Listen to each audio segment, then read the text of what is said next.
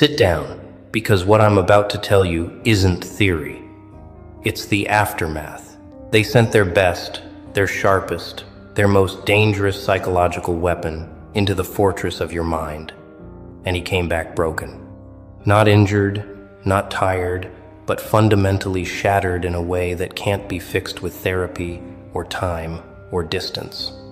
The man who could crack anyone, who could slip into consciousness like smoke through cracks, who made careers out of extracting secrets from sealed vaults, walked into your mental landscape and his gift died. Not faded, not weakened, died.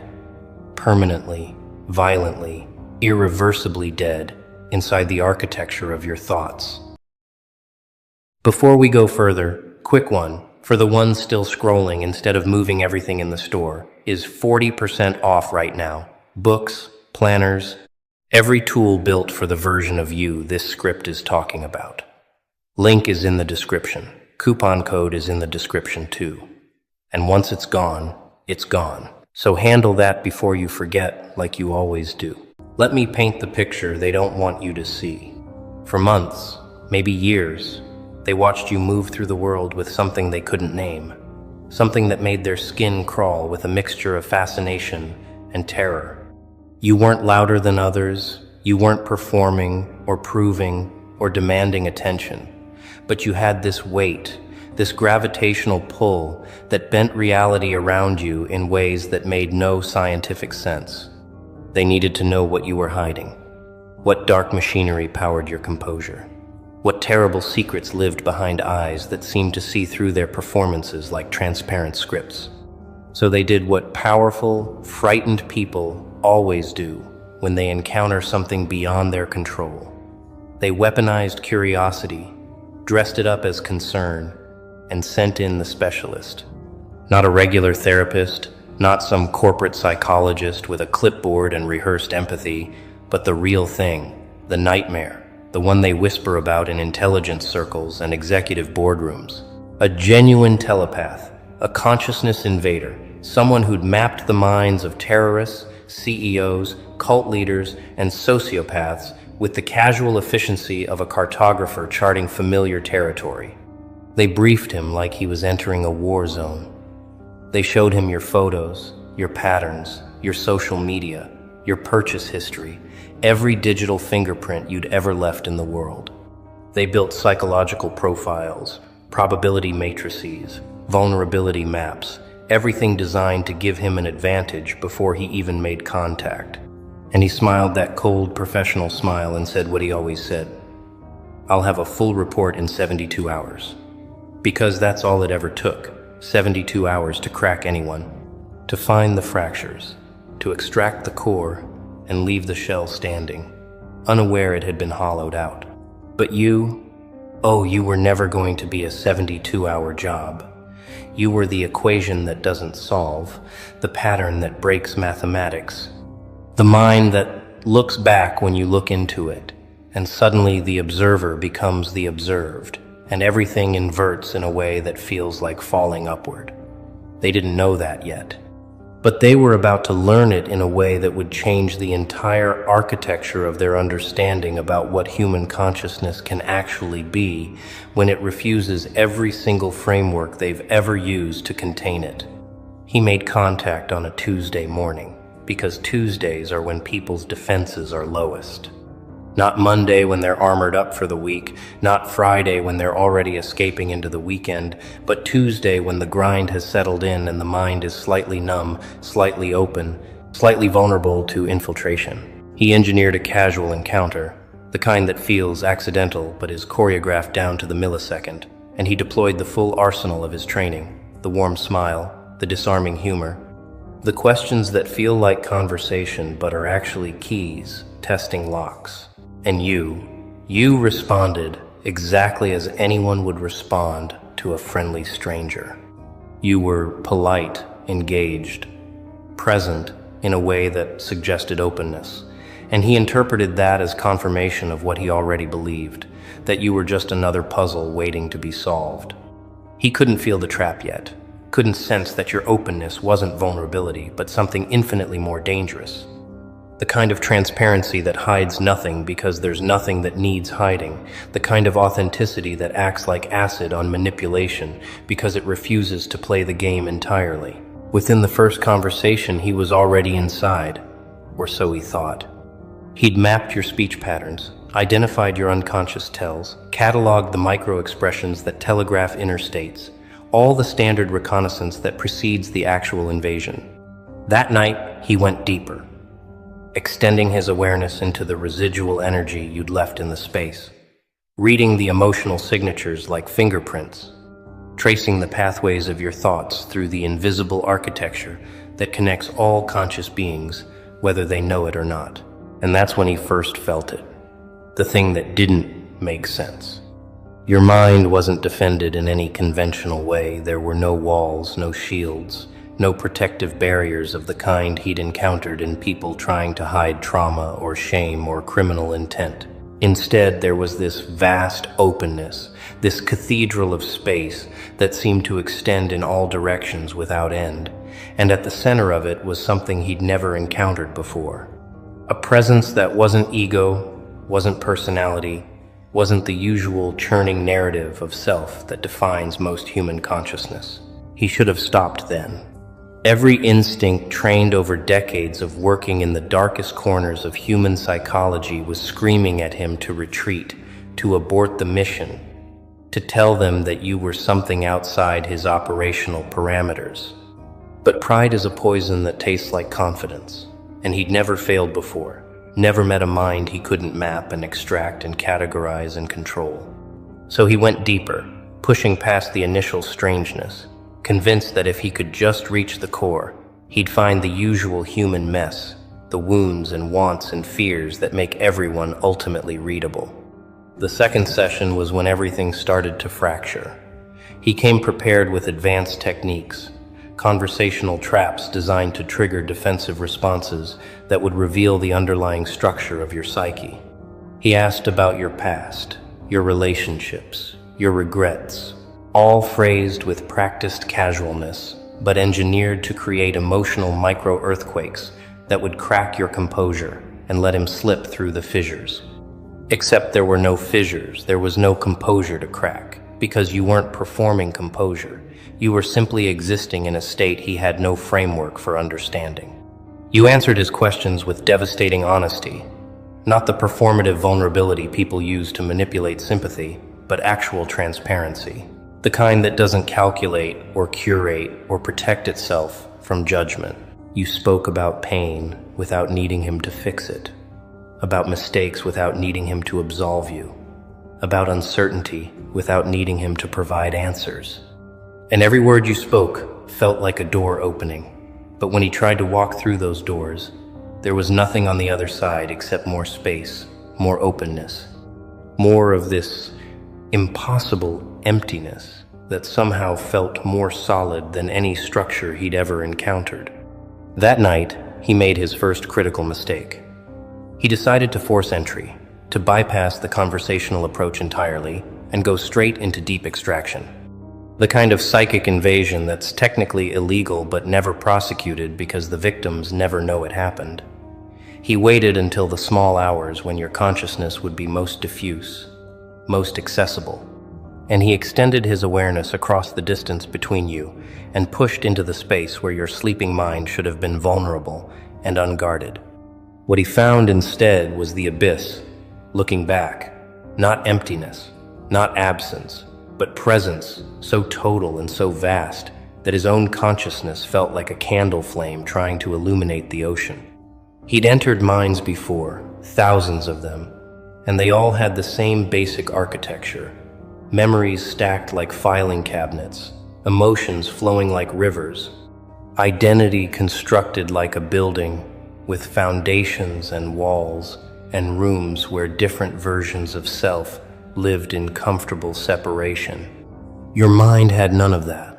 It was all one thing, undivided, unfragmented, a singularity of awareness that didn't break down into components he could analyze or categories he could map. And then, the thing that destroyed him happened. Your awareness noticed him, not as a threat, not as an intruder, but with the same gentle attention you might give to a lost child. And in that noticing, in that moment of being truly seen without judgment or fear or resistance, something in him that had always been tightly controlled just shattered. Because he'd spent his entire life being the one who sees, who knows, who penetrates and understands. And in your presence he was suddenly, terrifyingly, completely transparent. And everything he'd ever hidden from himself came flooding into consciousness all at once, with nowhere left to hide. He tried to retreat, to pull his awareness back into the safety of his own skull, but withdrawal wasn't an option anymore because your consciousness didn't hold him or trap him or fight him, it simply was. And in the presence of something that authentic, that undivided, his own fragmented psyche started coming apart at the seams like wet paper. Every lie he'd told himself, every manipulation he'd justified, every violation he'd committed in the name of national security or corporate intelligence or personal advancement, all of it rose to the surface and demanded to be witnessed with the same clarity you brought to everything. The third day, the day he was supposed to deliver his report, he couldn't speak. Not wouldn't. Couldn't. The mechanism that turns thoughts into words had fundamentally broken because thoughts themselves had become impossible to organize in the old way. He'd try to form a sentence, and it would dissolve before reaching his mouth because every word felt like a lie. Every description felt like a reduction. Every attempt to categorize or explain or contain what he'd encountered in your mind felt like trying to put the ocean in a teaspoon and call it complete. They found him in his apartment, sitting in the dark, staring at nothing, eyes open but not seeing anything in the physical world. When they tried to debrief him, when they demanded to know what he'd found inside your head, he could only shake his head slowly, tears running down his face without sound, without expression, just water leaking from eyes that had seen something they were never designed to process.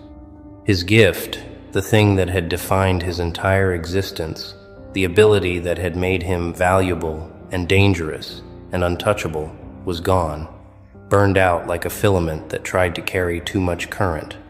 The specialists they brought in to assess him couldn't find conventional damage. His brain scans were normal, his physical health unchanged, his memory intact. But something essential had been severed, the connection between his consciousness and the collective unconscious where telepaths operate, the subtle frequency he'd once navigated as easily as breathing. It was like a musician who can still see sheet music and remember how songs are supposed to sound but can no longer hear music itself, a fundamental sense just erased from his perceptual reality. What they didn't understand, what they couldn't understand without experiencing it themselves, was that you hadn't attacked him or defended against him or even resisted him in any conventional sense.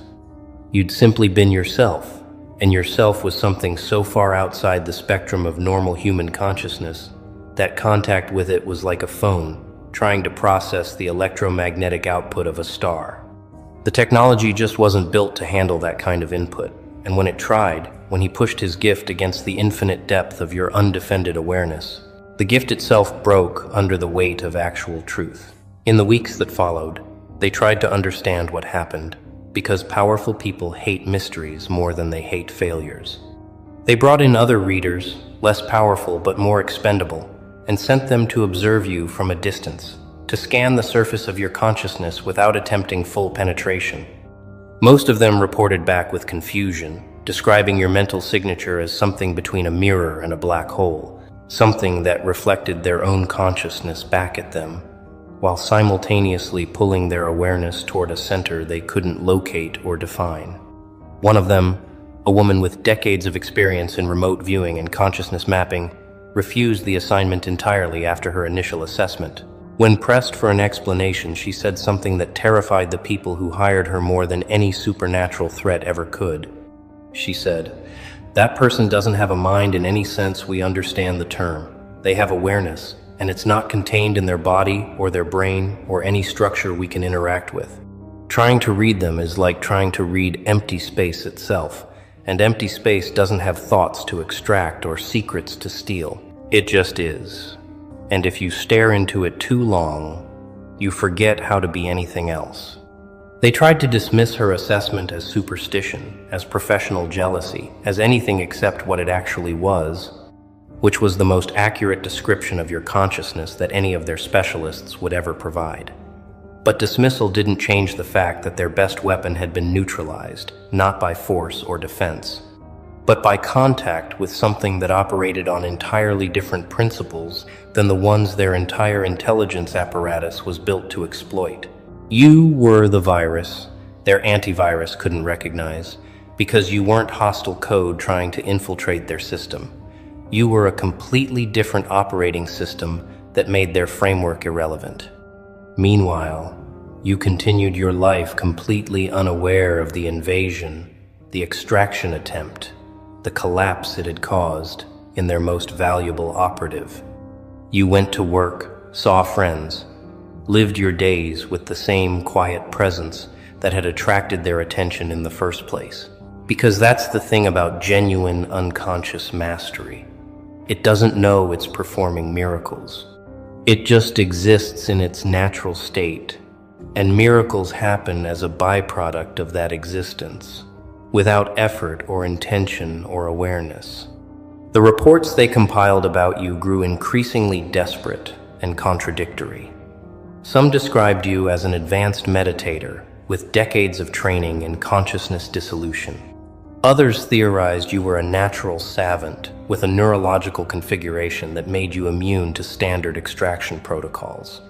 A few whispered darker theories, suggesting you were something post-human, an evolutionary leap, or a different species, wearing human skin, operating among normal people without revealing the fundamental difference in your basic architecture. The man they sent to break you remained broken.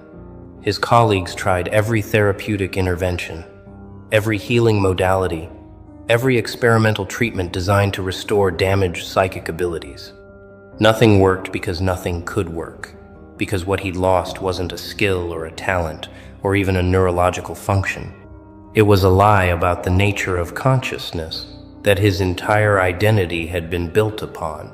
And once that lie dissolved in the presence of your truth, there was no way to unknow what he'd learned, no way to return to the comfortable fiction that minds are things that can be invaded and extracted and controlled. He stopped leaving his apartment except for mandatory medical appointments. When therapists tried to help him process the trauma, he would simply stare at them with empty eyes and say, "You don't understand.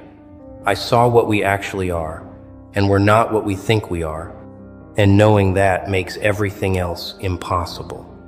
They diagnosed him with a dozen different conditions, prescribed a pharmacy's worth of medications, none of which touched the core issue because the core issue wasn't a chemical imbalance or a psychological wound.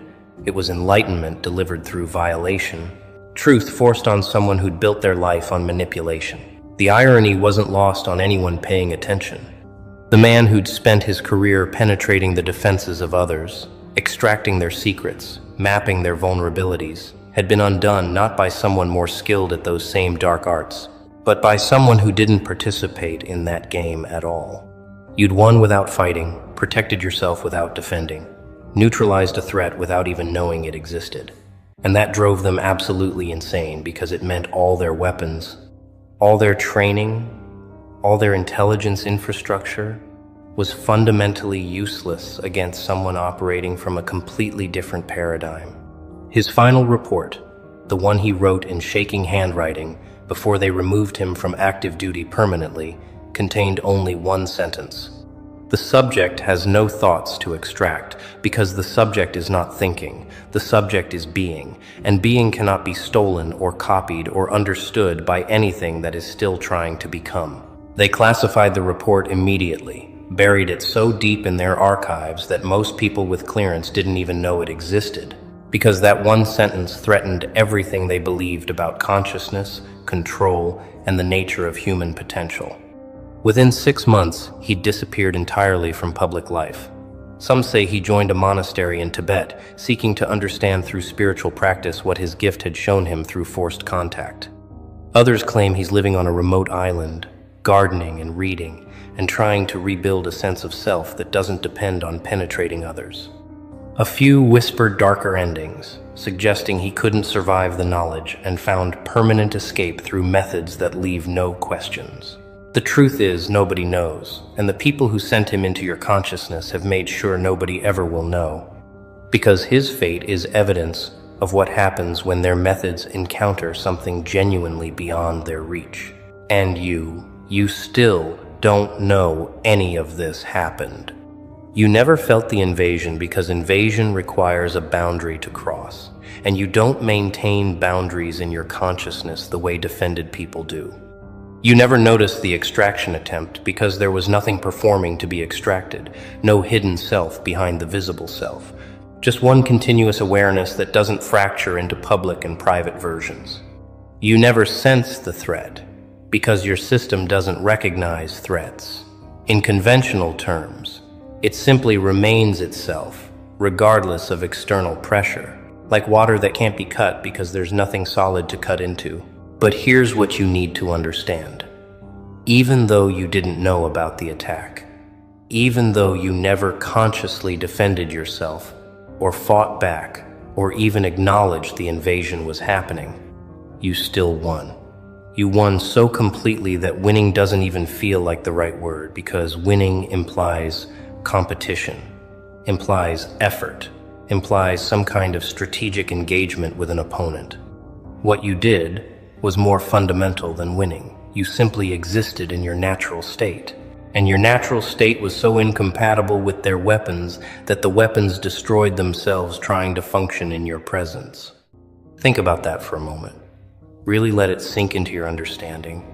They sent their best, their sharpest, their most dangerous psychological weapon, and it shattered against you not because you were harder or stronger or more defended, but because you were more real. Authenticity is the only armor that manipulation can't penetrate, because manipulation requires something to manipulate, requires performance to disrupt, requires ego to inflate or deflate or redirect. When there's no performance, no ego, no strategic self-presentation, manipulation just finds nothing to grab onto and collapses under its own weight. This is your power. This thing you've never claimed or cultivated or even recognized as power. While others are building walls and setting traps and constructing elaborate defenses around their consciousness, you're simply being. And that being is more impenetrable than any fortress ever constructed by fear or strategy. The gift died inside you not because you killed it, but because gifts built on violation can't survive in the presence of something that doesn't participate in violation, something that exists without aggression or defense, something that just is without needing to prove or protect or project.